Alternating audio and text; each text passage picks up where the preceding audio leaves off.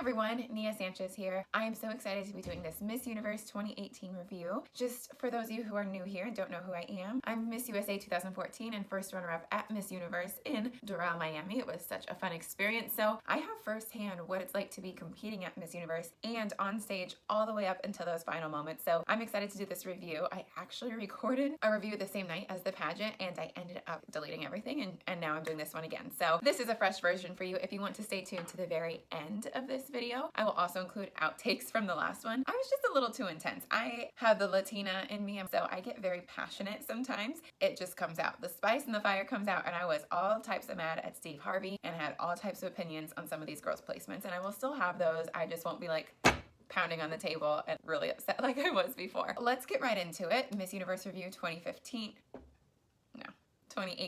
Before I get into talking about the girls, I will quickly review what I thought about Steve Harvey and his job and also the performer Neo and everything else like that. So Steve Harvey really frustrated me when it came to this year's competition. I think he's a great host and a great person overall, but when he was hosting this year, I felt like he was kind of talking down to the girls and making fun and kind of having jokes at the girls' expense. It really frustrated me. One example was when Miss Venezuela was on stage and she was struggling to kind of get through her answer in English, but she did a great job, wrapped it up, said thank you, and then exited the stage as she should do. And he kind of had this moment like, thank you, Venezuela.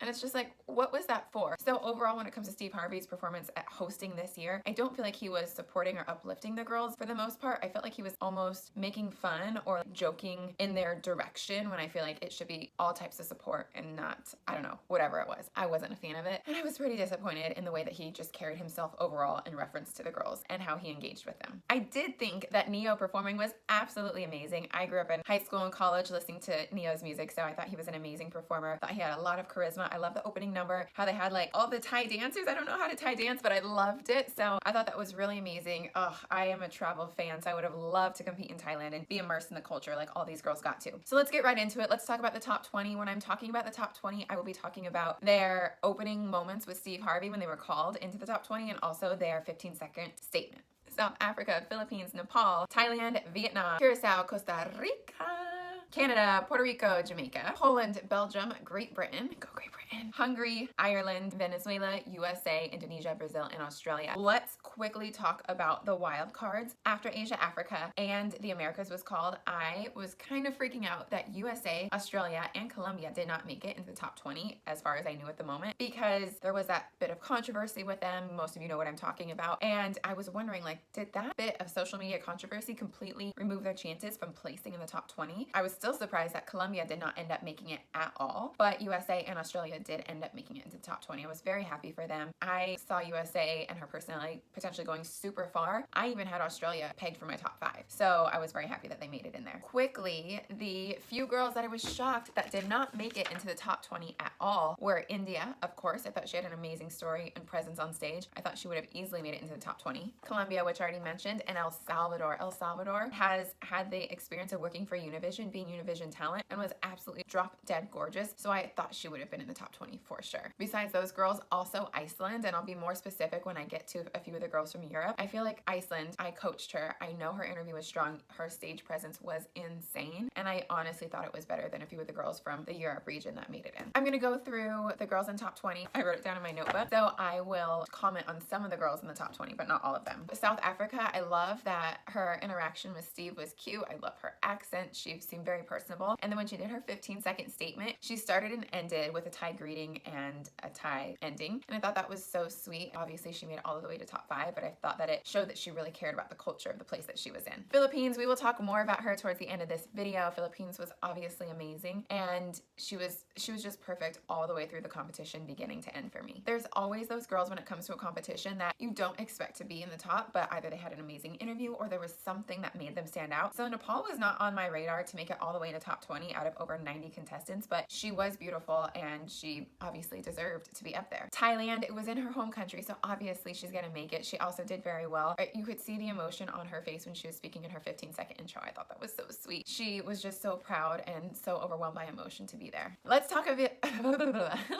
about Vietnam really quick. Vietnam obviously made it to the top 5. She did very well. When she was in her 15-second intro and talking to Steve, I was frustrated on her behalf that she did not have a translator. When she did her 15-second intro, she was one of the first groups to go, I literally was talking to all the people that I was watching the pageant with, and I was like, that's not fair. Okay, see, here I go, getting energized again. I'm gonna try to keep it a little more calm for you guys. So I was like, that's not fair. She should have a translator. She shouldn't have to be forced to try to speak English when she has the capability to speak in her native language, and speaking English is not a requirement to be Miss Universe. So I was very frustrated. And then let's get forward a little bit. Belgium came up for her 15-second statement. She spoke with a translator. So then that kind of brought me back to Vietnam, and I wondered why she didn't use a translator when she had the capability to do so and the option to do so. Curacao, beginning to end, was perfect. I can just say that and be done with talking about her. She was absolutely amazing. When she spoke to Steve, she was very personable. When she did her 15-second statement, she did this like, I don't know if she used her hand, but she did like this little hair flip at the end. And I don't know what I thought about it. What do you guys think about it? Leave it in the comments below. I was like, okay, someone's got so much confidence going on. I didn't hate it. I didn't hate it. I didn't love it. I just didn't know what I thought about it. I don't feel like I've seen a lot of girls do. Well, they've never even done a 15-second statement before, but I just don't feel like I see a lot of girls doing their hair flip thing. But hey, she was fierce, so it went right along with how she presented herself overall. Okay, here's another thing that kind of gets me fired up. Let's talk about Costa Rica for a second. First of all, she was amazing. We'll just talk about her for a moment. The moment with Steve was really cute when she was like, hey, don't mess up. That was adorable. But I have to give you one advice, just for the future, just in case. Come closer because I don't want everyone to hear. Yeah. If they ever give you like a really, really, really important envelope, try to read carefully, okay? I thought she had a lot of personality. She really connected with the camera, with Steve, everything. The one thing that drives me insane, and I will try not to like go crazy like I did before. I don't know if you're watching this, but Steve, it's Costa Rica. If you're saying it like super American, super English, if you're saying it Costa Rica. If you want to say a little more Latin, like Costa Rica, like, I don't know, I'm not really great at that. But Steve, the whole dang show was saying Costa Rica. What? Costa Rica? No. That's not how you say it. Steve has been practicing. He's been hosting the pageant for years. He's been practicing. How does he not know how to say Costa Rica? That really frustrated me. Anybody else? Comment below. Let me know. Canada was absolutely perfect. She's so smart, very personable. Loved her. Puerto Rico, beginning to end, every single moment, the way she smiled, the way she smirked, the way she was like sexy, the way she was flirty. I loved everything about Puerto Rico. Oh my gosh. Jamaica was another one of those that I don't quite know how she made it to the top 20. Obviously, she had an amazing interview, and I'm sure she's an absolutely wonderful person, but I would have had someone like El Salvador in there instead of Jamaica. She messed up. That happens. I mean, the Miss Universe stage is really scary, but goodness gracious, she was cute, but I would have had someone else in that spot. All right, here's where it gets a little confusing for me. Europe? All of Europe. Only few I really understood were Great Britain. Of course, she was so strong, so beautiful. Her face was perfection. When she talked to Steve and she started singing, I was like, yes, girl. Like, who does that? No one does that. What's your tune of choice? Well, Steve, I think I'll say, a moment like this, some people wait a lifetime. I can't believe it's happening to me. But that's amazing, and that's what I loved about her. She was completely herself and owned every second about it. Great Britain, for me, was just hands down phenomenal. Also, Ireland. After her package, I totally understood why Ireland was up there. She is a woman that is an advocate for women's rights. She's beautiful, she's confident, I get it. Now, Poland and Hungary, I'm sure are wonderful, and obviously made it into the top 20 for a reason. But Hungary, to me, did not seem to have a lot of substance, even in her package. When she spoke, it was so simple and not deep. There weren't like roots of substance. When I know that, for example, Iceland was so strong. She had such a strong platform. She understood everything about what it takes to be a Miss Universe. And for me, I don't think you should make top 20 unless you are ready to represent the organization and be Miss Universe. And I don't know if Poland or Hungary were ready for that role. So I would have switched out someone stronger, in my personal opinion. Belgium was absolutely wonderful. I thought she was beautiful. She was kind of a dark horse. Like, yes, she was beautiful throughout the whole competition, but didn't really know if she was going to make top 20. And once she did, I was like, okay. I actually thought that girl could go all the way to the top 5. She was, for me, one of those that maybe could be a dark horse. Who knew? Then the wild card. All right. Whew, this wild card. They saved the exciting ones for the end. Venezuela. I knew she could make top 20. She's so distinct in her own style, and I just loved it. She radiates when she's on stage. She completely radiates, and you can see she has that it factor. She has that sparkle. USA, obviously, her presence, her charisma. USA. Let's talk about her really quick. Sarah, I think she did absolutely wonderful, but in that moment, I felt like she had a bad experience with Steve. Maybe it wasn't too bad, but to me, I was almost cringing because he wasn't being supportive. He wasn't encouraging. She said something fun about working out on a bike and Beyonce and whatever. Then she was like, and yeah, maybe you could work out with me sometime. And then Steve shuts her down, says no, and talks about some slow cars in New York. What? So she tries to like weave that back in. Oh yeah, that'd be great. New York has really slow cars, traffic, whatever. She's trying. And then Steve talks about how he doesn't like New York. Come on. This girl's competing for her dream job. Don't shut her down every step of the way. I really did not think that was cool. I need to breathe. I'm getting heated again. Nia, take a chill pill. Okay. Obviously, I just didn't like how Steve was interacting with her, and I think he needs to be supportive. If she says, maybe you want to come work out with me, because that was the subject that he gave her to talk about, then he should be like, oh, thanks for the invite. Sounds like fun. Maybe next time. Be supportive and positive. Don't shut down the girls that you're talking to. Indonesia obviously should have been there. She's been one of my favorites from the beginning. She's so beautiful. She seems like she has just a bubbly, sweet personality, and I love her. I think she's absolutely amazing. Brazil to me was another one that I could have switched out for a number of other girls, but I'm sure she's super sweet, beautiful, whatever. I've said that enough times, guys. Here's the thing. Every single girl competing at Miss Universe is beautiful, is probably well-spoken, is kind. So I'm going to say that about everybody. But if it were my picks, I would have switched Brazil out with somebody else. Kenya. Let's get another African girl in there. Okay, yeah, let's talk about that for a second. I don't think that putting Asia and Africa together is a good idea. I feel like there are so many strong Asian countries because Asian countries, just like a lot of the Latin countries, are huge pageant fans and really support their pageant girls, and it's maybe not as popular in the African countries. So why not do Africa and Europe as one? Because pageants in a lot of European countries aren't as popular as well. So that gives those girls a little bit more of a chance rather than putting Africa with the really, really strong Asian countries. I don't know. Comment below. Let me know what you think about the way they divided it up. I really don't think it's fair. Last but not least is Australia. I thought she was absolutely amazing. She was super personable. I love the personality. She speaks 2 languages. She's very well educated. She just seems like one of those people that could absolutely be Miss Universe. Like, she was ready to be Miss Universe that night. I believe it. Every time a new group was called, I guessed like what my new top 5 would be. I couldn't quite narrow it down to top 5 at this point when there was 20 girls on stage. What I had written down was Philippines, Australia, Indonesia, South Africa, Vietnam, Puerto Rico. I thought those girls could easily be in the top 5, 6 of them. But then they had to cut it down to top 10. And that kind of killed me because, I mean, we have to do it. We have to find a winner, right? But cutting from 20 to 10, oh, it's such a big cut. It's just, I've been up there. I know the feelings. I've competed in pageants for 5 years before I won Miss USA. I know the feeling of not making that next cut, and it just, it hurt so much. So I was feeling for the girls, but the top 10 was Venezuela, South Africa, Vietnam, Philippines, Costa Rica, Curacao, Nepal, Canada, Thailand, Puerto Rico. All right, so the only one that I did not really see in the top 10 was Nepal. I didn't expect her to move forward. I would have easily put Australia, Indonesia, or USA in her spot. Those are my 3 biggest ones that I was completely shocked that they didn't make the top 10 to me. They were complete standouts. The swimwear. Okay, let's quickly talk about the swimwear. This video is getting way too long already. So swimwear, I loved that they had capes. I thought that was so cool, very Victoria's Secret model-esque. I did not like these things. What is this? What? Like little baby wings coming off of their shoulders. So you guys, I think I have this alter ego, and it's my YouTube video, alter ego. And I get really pumped, and I'm so energetic when I'm talking on these YouTube videos, but in real life, I'm so calm and chill. So I don't know why I get all excited when I'm just talking to a camera. But then I talk to my friends, and I'm like, chilling. Anywho. I didn't like these Victoria's Secret wing thingies. If they were big, maybe, but these were just like little itsy bitsy birdie wings. I don't know. Please comment below. Let me know what you thought about those. I was super bummed for South Africa that kept tripping on her gown when Philippines walked out in that red gown. Oh my goodness, that was fire. If you watched my last video, guys, I did say that I wasn't a huge fan of Philippines' first gown. I know there was a lot of meaning behind it, but to me it didn't pop. This red gown popped. I love the high slits on stage. The high slits were so sexy to me. That high slit, that invisible back, the cool cut in the middle of Philippines was, I guess they're now calling it the lava walk. She was slaying that lava walk. When it comes to Vietnam, I actually preferred her prelims gown versus her finals gown. They were both beautiful and very sexy, all kinds of Miss Universe vibes, but I thought that the prelims gown was way better. Puerto Rico, beginning to end, was perfection. I would have changed nothing for Puerto Rico. She was absolute perfection to me. Canada, I loved her gown in prelims. She wore the same one for finals, but she attached this beautiful big skirt to it. I thought that was so sexy. I did something like that for my wedding, a skirt, and then take it off and you have a hot, sexy dress. So I love that she did it, and I thought it looked really, really beautiful on her. She was one that I could have seen making it into top 5, but she didn't. So let's talk. Oh, and last one. I know I don't want to talk about all these girls because I want to keep it moving. Curacao kept the same gown from prelims to finals. I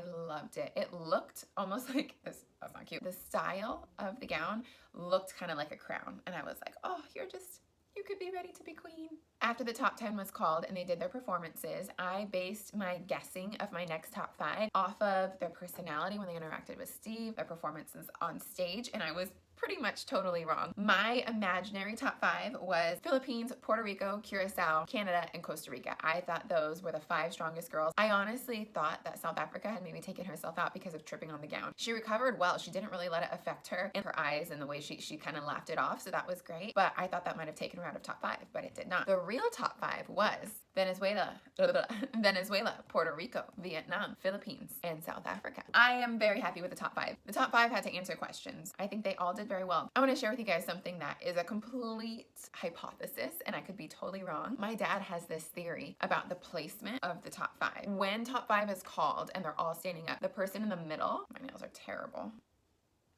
My dad says that when the top 5 is called, the person in the middle has the highest score, second highest, third highest, fourth highest, fifth highest. I think. All I know is that he always says the person in the middle has the highest score at that point is marked to win. Then they answer questions and things kind of can adjust a little bit. Now, my dad has been watching pageants for almost 10 years, and he has pulled this hypothesis out of watching the state, national, and international competitions. So when all the girls answered and all of them did very well, Philippines to me was the only answer that was just okay and wasn't like super strong. It wasn't bad, but it was just okay. And in my mind, I was like, shoot, she's not gonna make it in the top 3. This is crazy, because her answer was just okay. But if you look at this top 5 lineup, if her score was the highest, maybe she was leaps and bounds from everyone else because the judges had scored her so high, that carried her into the top 3. Potentially. This is according to my dad's theory and hypothesis, but that now makes sense to me because I thought for answers, she was probably, like if we're going in order, the lower of the barrel at that point. But if this like weighted scoring thing is right, then that carried her on into the top 3. Also, if you look at the top 5, she stood out so beautifully in that red dress and everybody else with their more neutral tones. She looked like Miss Universe at that moment. When they called the top 3, my heart broke for Puerto Rico. When they had Philippines in the top 3, in my mind, I had, from a little bit earlier on when the first top 5 was called before they answered questions, I had Philippines and Puerto Rico as my final 2 standing. And I honestly at that point didn't know who was gonna win. They were both so flawless on stage and they both looked like they were completely Miss Universe to me. They both, I think, could have been Miss Universe easily. So I was completely shocked when Puerto Rico was not called into the top 3. It was Venezuela, Philippines, and South Africa. At that point, I would have been happy with any of them being Miss Universe. Miss Philippines has a master's in music, I believe. Miss Venezuela started college at 15, I believe, and is going to school to be a lawyer. And Miss South Africa is, I believe, working on becoming a doctor. She's working in the medical field. So all of these women are very accomplished, very driven at a young age, as well as beautiful and well-spoken. Once they all answered in top 3, I had no idea who was going to win because to me, they all spoke so beautifully. Cutting down to the top 2,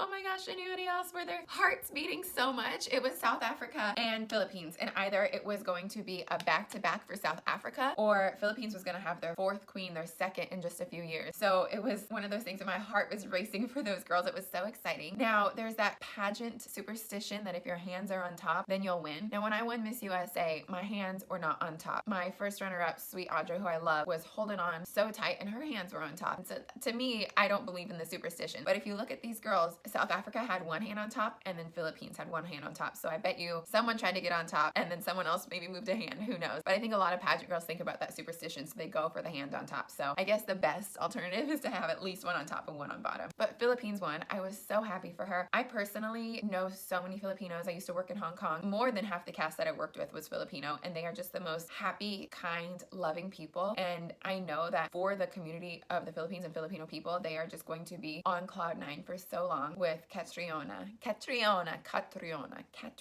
I don't know how to say it. Gotta work on that. But with Kat being the new Miss Universe, it's just gonna bring so much pride to their country and their people. Demi has been such an amazing Miss Universe that I know that Kat has really big shoes to fill, but I'm sure she will. She seems like such a sweet girl. Quickly, as we're wrapping up, I just want to acknowledge Demi. Her year as Miss Universe was amazing. She has the most beautiful, beautiful, kindest heart and soul, and I'm so happy that she was Miss Universe. She just is everything that the Miss Universe brand embodies, and I'm sure Kat will do the same as well. I want to know what you thought about this video. Was I too harsh? Was I too nice? Do you have other thoughts or opinions? Let's leave some comments below. Make sure to subscribe. Make sure to give this video a thumbs up. My only request for you guys is please no bashing of anybody in the comments. You can respectfully express your opinion, but let's not bash anybody, especially the 3 girls that had the controversy this year. I've heard enough of it. Let's move on and let's express our opinions and our thoughts respectfully, but also be kind. I love you guys. I thank you guys so much for watching, and make sure you also leave in the comments below what you would like to see on next week's Chai Tea Tuesday, because I will make sure to keep it pageant themed for you.